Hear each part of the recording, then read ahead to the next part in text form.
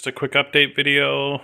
I don't think I mentioned this in the last one, so I got this off Marketplace.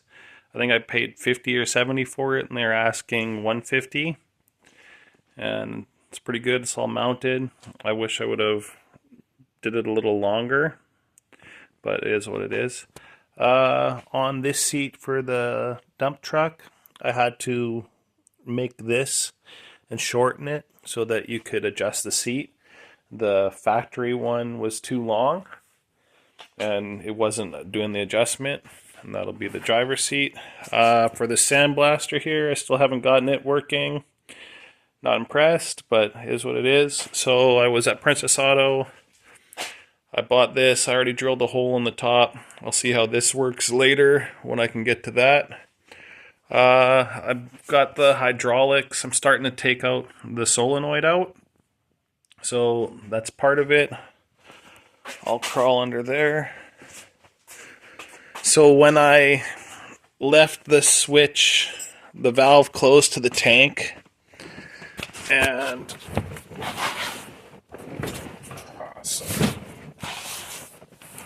okay, so when I left the valve,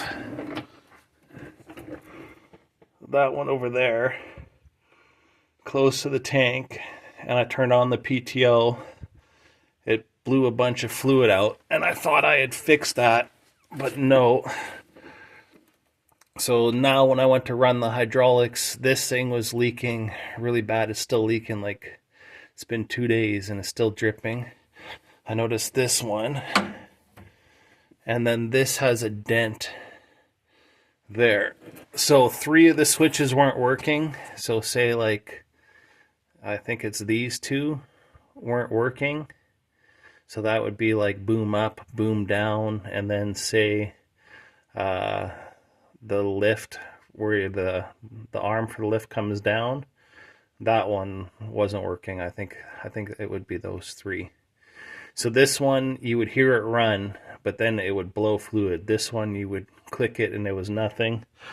This was the wires for it, which was kind of like a rat's nest.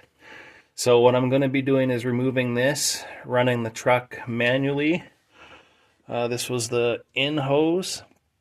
So this hose, I have a straight to straight for them. And as long as the other hose over here is the same, I'm going to try to just bypass it and plug those 2 together. On these ones here, I went and bought 90 degrees yesterday.